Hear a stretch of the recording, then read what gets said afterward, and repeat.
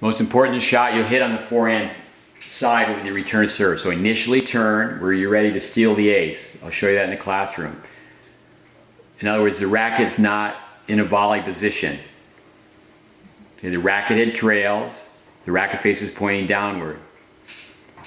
Now the angle of the racket head is a reverse 45. Once again, watch the tape 3 times. I'll show you in the classroom. The racket face is open. The racket face is too far back. If the racket goes back 2 feet, it's got to come forward 2 feet. Right now you have to recruit the muscles to pull the racket instead of let the racket free fall with gravity.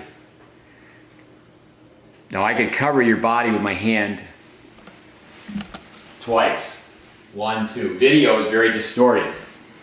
Your hand is not going to get below waist level. You've already pulled open with the left side. And then the movement you make with the wrist afterwards is unnecessary. You show very good quickness, very good how you recover. This is an automatic conditioned response.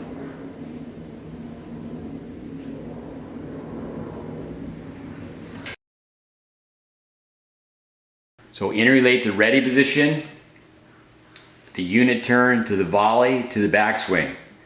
See interrelationship of strokes, interrelationship of spins. Now the grip you use for a forehand, and I'd like to see you modify it just slightly. But when you turn like Roger Federer, turn with the grip on the 3rd panel, then he goes to the 4th panel. Look what you do with the racket head.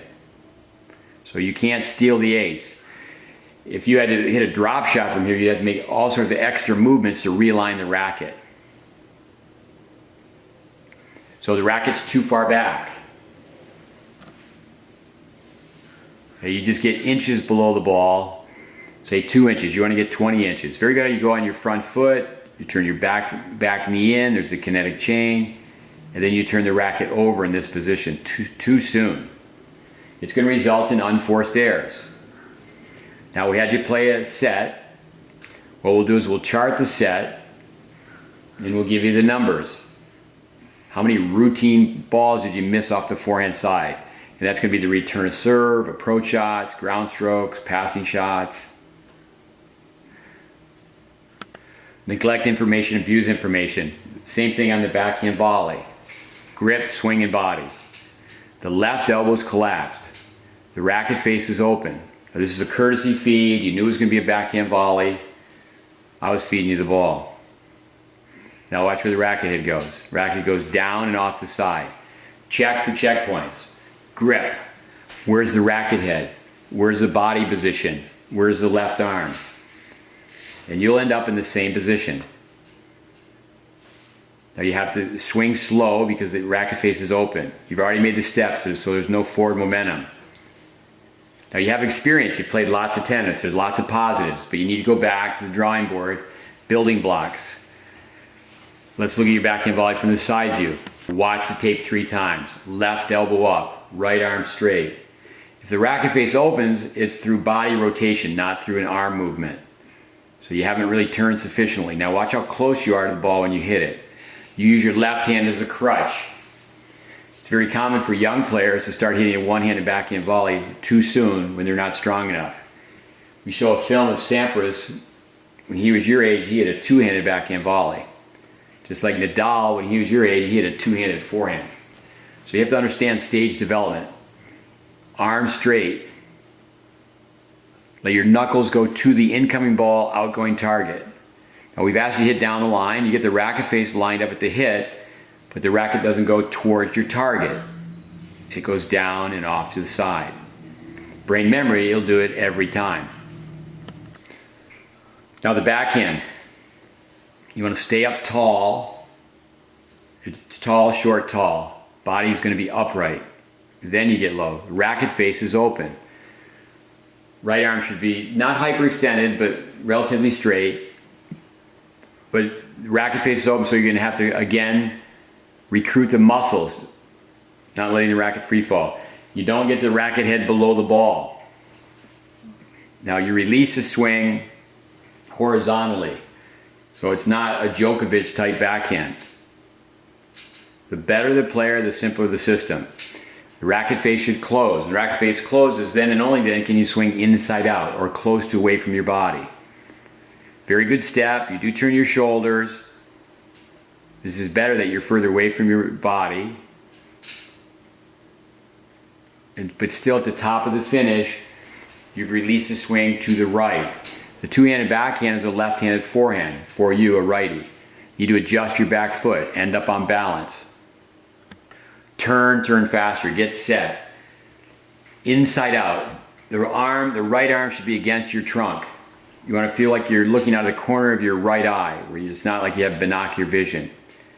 Now, sensory perception, you don't know what's going on behind you. Video is an out-of-body experience. Very good to see how that racket face is open. But that's where you're motivated to shadow swing in front of the mirror. In the morning, in the evening. Close the racket head, swing further away from the body. You want to get your hands down by your knees. Now, if you don't change your grip, you have to change your wrist. You can see how you collapse your right wrist. Very good at your eyes at the hip. Again, the back foot needs to adjust over to here. Just like a golfer, just like a baseball player. The kinetic change, so you can uncoil the hips. You have a better backhand than you do a forehand, just because of the path of the racket. All right, now from the third angle. Very good at you're close to the baseline. Once again, there are positives, but at a high level of coaching, there is no positive, there is no negative, it just is. So you can calculate the speed, spin, trajectory of the incoming ball. You have experience, but the educational building blocks, it's like doing math. Very good at you're so far away from the ball. The racket goes down and off to the side. Now look where the ball goes. Of the three angles we filmed, this is the only one where we can tell where the ball goes. The chain is only as strong as the weakest link. Okay, now look where the finish is. Left arm should be back.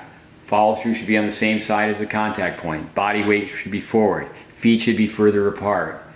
You should be leaning in so much that your trailing hip, your left hip should be higher. Your head should be over the anchor foot, your front foot. Don't separate your arms so quickly. Right in here. And again, injury. Okay. Now typically young players like yourself, body's very supple, very resistant.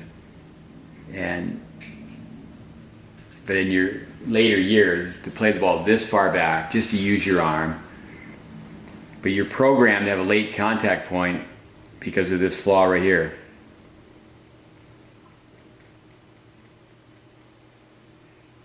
Remember, winning is a byproduct of skills.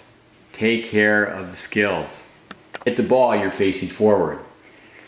On all shots, you're blind to your target. On the serve and the overhead, you're blind to your target, but you also swing away from your target. As a righty, you should be swinging left to right.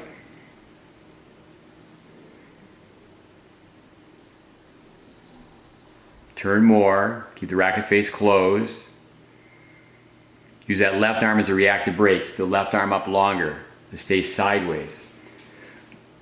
But you open up prior to the hit. The body's the leader. So goes the body, so goes the racket. The racket can go up and out to the right if the body's pulling to the left for you in the classroom. You need to write it down.